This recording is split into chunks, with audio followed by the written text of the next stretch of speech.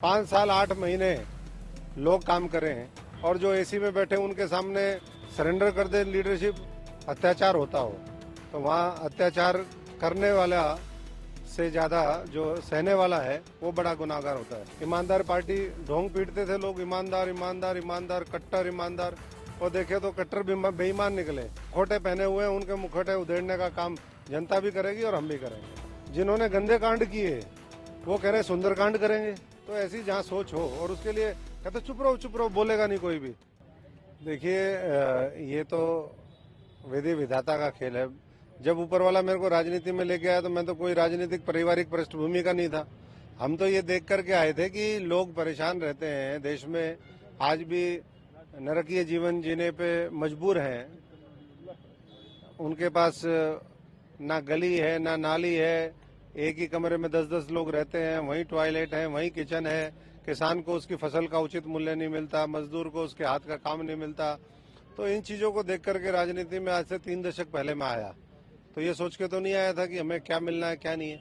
लेकिन एक लंबे समय तक हमने सेवा की, वहाँ वफादारी, ईमानदारी और सच्चाई की, मेहनत की कोई कदर नहीं थी, तो हमने उनको छोड़ दिया। क्योंकि हमारे साथियों के साथ जिस तरीके 5 साल 8 महीने लोग काम करे हैं और जो एसी में बैठे उनके सामने सरेंडर कर दे लीडरशिप, तो अशोक तंवर मैं नहीं समझता हूँ कि फौजी का बेटा होने के नाते मैं यही मानता हूँ कि हमारी ये जिम्मेदारी है। बाबा साहब का फॉलोअर होने के नाते उन्होंने कहा कि जहाँ अत्याचार होता हो तो वहाँ अत्याचार करने वाला से ज्यादा जो सहने वाला है वो बड़ा गुनाहगार होता है। तो इसलिए हमने फैसला किया, और बाकी भी हमें लगा था कि ईमानदार पार्टी ढोंग पीटते थे लोग, ईमानदार ईमानदार ईमानदार कट्टर ईमानदार, और देखे तो कट्टर बेईमान निकले। उन्होंने मुखौटे पहने हुए हैं, उनके मुखौटे उधेड़ने का काम जनता भी करेगी और हम भी करेंगे। प्राण प्रतिष्ठान का विरोध भी कर रहे हैं वो लोग कहीं ना कहीं। बिल्कुल, मैं आपको कहना चाहूंगा जिन्होंने गंदे कांड किए वो कह रहे सुंदर कांड करेंगे। गंदे कांड के बाद सुंदर कांड का अधिकार किसने दिया उनको? मुंह में राम और बगल में छुरी। पूरे दिल्ली खत्म कर दी, पूरी दिल्ली लूट के खा गए। अभी और दूसरे प्रदेशों की तरफ है, हरियाणा को उसके हक का पानी नहीं देते। आगे कहते हैं कि हरियाणा और इसको जो है एक ही बना देंगे, पंजाब को और सबको। अरे भाई, हरियाणा के लोगों का अपना वो है। आज 66 के बाद 57-58 साल से हम लोग संघर्ष कर रहे हैं आने वाले समय में इन चीजों के लिए।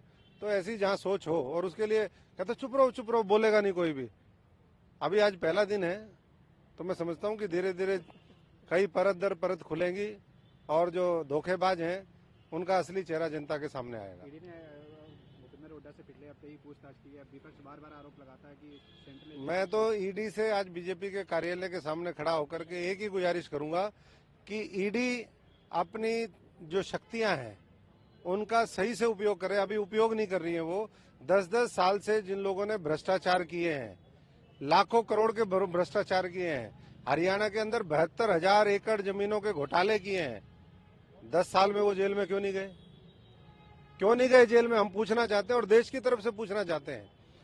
और जल्दी जल्दी इनको नोटिस दें, कार्रवाई पूरी करें, और 2024 से पहले देश देखना चाहता है कि ये सब लोग जेल के अंदर सलाखों के पीछे हों और भ्रष्टाचार से देश मुक्ति पाए।